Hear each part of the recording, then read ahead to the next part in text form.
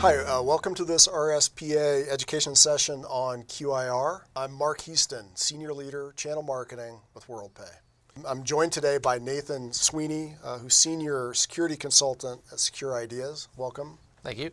Before we get started, I want to encourage everyone watching to consider becoming an RSPA member, or if you already are a member, I recommend that you check out a lot of the great content that exists for you. Membership has its advantages in this case. Part of this educational series is the foundation for increasing the amount of security information that's available to you as an RSPA member. And so with that, I look forward to us jumping in and talking about the subject of QIR. To get us going on this subject is, obviously, there's been a lot of discussion about QIR over the past couple of years, right? Yep. And if you go out into the field, you're going to get a lot of very strong opinions about QIR and what it means. But, and I know that changes are on the way, and by the time folks are watching this, maybe some changes are already out. But what's going on with QIR today? Okay. Well, first let me define what QIR is. Maybe to start, yeah. We haven't done that. QIR stands for Qualified Integrators and Resellers. It's a program that started, I think it was about 2001. The PCI Council had been around for about a decade, a little over a decade, and they had made a lot of inroads into improving security. Card breaches were still happening, but a lot of things had gotten a lot better. One of the things that was discovered through kind of an analysis of breaches is that most level 4 merchants, these are small merchants, these are the kind of folks that most of our RSPA members work with on a regular basis. Most of the time when those folks are breached, the problem, the cause of the breach got pointed back in some way to the reseller. They didn't set something up correctly. They didn't have a secure way to remote access into the system, something like that. The reseller made a mistake and it caused a breach for the merchant. And so the card brands, the Visa and MasterCard and Discover and American Express and the PCI Council, they stepped back and they said, hey, we got to do something about this. We need to find a way to reach out to those resellers and help make them better, help them learn to understand security better, help them make their offerings more secure. And so they developed the QIR program. And the goal of that program is to help educate these resellers in order to do things more securely. So that's where it started in 2001. Now, skip forward 6-7 years later, a lot of things have happened. Some people have moved forward with it, some haven't. Like you said, there's a lot of strong feelings about the QIR program and that sort of thing. So what do resellers need to know about QIR going forward? So there's been a lot of discussion, especially amongst RSPA members and in different areas, about how do we fight this, right? We need to get Congress involved, we need to band together, and we need to fight this. I think, myself and most of us that are kind of behind the scenes and working, we've realized that's not going to be successful. There's a lot of money involved, there's a lot of lawyers involved. There's nothing we can do to say, hey, this needs to go away. What we can do, and I think there's value to this, I think there's benefit there, is that we can work with the program, that we can find ways to improve it. And the RSPA is doing this. We're working with the PCI Security Council to help them improve the program, to make it better and more effective. One, so that it helps do the job that it was intended, ultimately, to secure merchants and to stop breaches. But two, so that it better educates resellers with less of an impact. As it is now, it's quite burdensome for resellers to get in on. So that's kind of where things stand with the program as is. Got it. And are there where are the breakdowns occurring today? Yeah. So one of the biggest, probably the most contentious issues is the idea that resellers are responsible for merchant breaches, right? Because as soon as you say that, people say, well, I'm not, and this guy isn't. And you look at your circle of friends and you say, we're not, so why are you blaming us? In reality, the POS ecosystem has a lot of players, and there's a lot of people, there's a lot of different resellers. You've got some guys that are doing a really good job. And in my experience, the types of merchants that join RSPA, for the most part, are doing a good job. They're interested in making themselves better. They're interested in learning. They want to provide what's best for their merchant because they see that as an ongoing relationship. But a lot of resellers, they're a guy working out of their garage that's selling some system they bought online. Like, they don't have a clue. They see a paycheck. And so they sell that system and they move on. They don't care about security. They're doing the bare minimum they need to, right? So there's this somewhat of a misunderstanding of, well, you're saying that resellers are responsible, but I'm not responsible. And our goal is, how do we make everybody better, right? And if you're the reseller that is trying to do a good job, this shouldn't be that difficult, right? The goal of the system is to make it easier for you to continue doing that good job. So where are things going with QIR? And I know it's hard. You're thinking about, I got to look into a crystal ball that is kind of cloudy right now. But Yeah. where are things going? Is there any insights you've got? So right now we don't know for sure. We do know there have been rumors coming from several different areas that there's going to be some changes to the QIR program. I can tell you how it's formatted right now. The idea is that reselling companies have to reach out to the PCI Council. They have to basically pay for this training that they go through. They pay for a test, and then they become a certified PCI company. And then the goal is that they have multiple people within their company to become certified. There's some expense there. There's some burden. You have to redo that testing every so often. And there's just a lot of hassle and expense. And so there's been some pushback on that from from resellers. We're working with the PCI Council to improve that.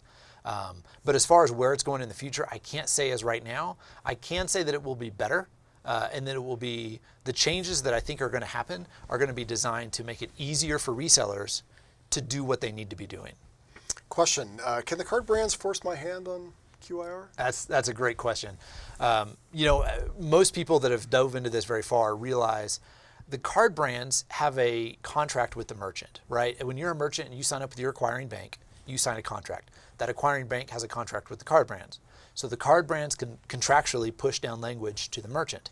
But there's no legal obligation, there's no contractual obligation with the reseller. So a lot of resellers just throw their hands up and say, you can't make me do it, I'm not going to do it, right?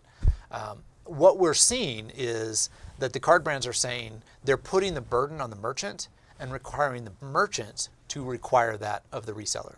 So for example, last January 31st of 2017, the card brand said every new level 4 merchant that signs up with an acquiring bank has to use a QIR certified company.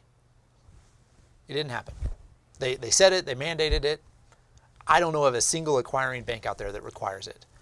Now there have been a lot of resellers that have joined up. It's really exciting to see how many resellers have followed through. Maybe not completely, maybe they don't have a bunch of people, but they have at least one person that has gotten educated, and that one person inside their company is helping educate the rest of them. But as of right now, we don't know what the next step is going to be. Normally, the way that PCI has worked in the past is that the card brands make a mandate like that. They kind of let the date slip, and then they slowly start tightening that noose. I expect something like that. I expect over the next couple of years, they're going to become more strict. They'll probably start to put additional fines or fees on merchants that don't use a QIR certified company.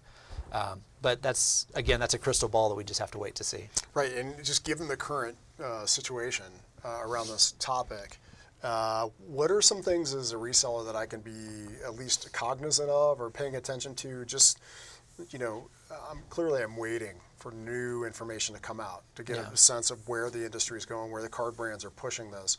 Is there anything that you recommend I do today just to stay kind of in a good neutral position for when things pivot? Yeah, so I definitely recommend that resellers go ahead and pursue the QIR program. Educate yourself, understand what's going on. Things are changing very quickly, and my guess is that by the time this video is published, that there will be some good guidance out there. If you're not sure what to do, the first step is go to the PCI Security Council's website and search for QIR. I can't remember exactly where it's at, but they make it easily accessible. You can get the latest information there. If you're not sure, if you're wondering, hey, do we need to pursue this or that, or how far do we go? That's a great opportunity to shoot me an email with RSPA, and I'll give you our contact information later, and just say, what do I need to do to make sure that I'm doing the right thing? We're also providing opportunities for education at Inspire and at Retail Now, so that you can not only get hands-on education on what does this mean and how do I do this, but you can interact with your peers and find out, hey, what is everybody else doing? And those are great opportunities to make sure that we're all kind of working together to make that environment better. That's great. That's a good point that I didn't include in the intro, right, of all the resources that are made available to RSPA members. You're right. I mean, with the events that come up from time to time, obviously you'll be at those shows, those conferences and events, and have an opportunity to kind of impart your wisdom and expertise on this, to anyone who's interested in doing it. Yep. It also is going to be a great place for people to gather and talk about these subjects as a community, right, and learn more from it.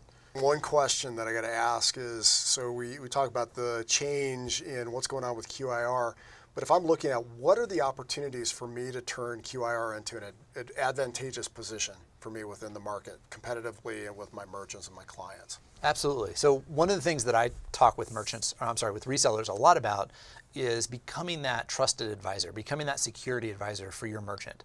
And one of the ways that you can do that is by showing them, hey, we've gone above and beyond. Look at all these other competitors out here. Ask them how many of them are QIR certified. Like, they're not even doing the bare minimum that your contract says they have to do. We've done that because we take your security seriously.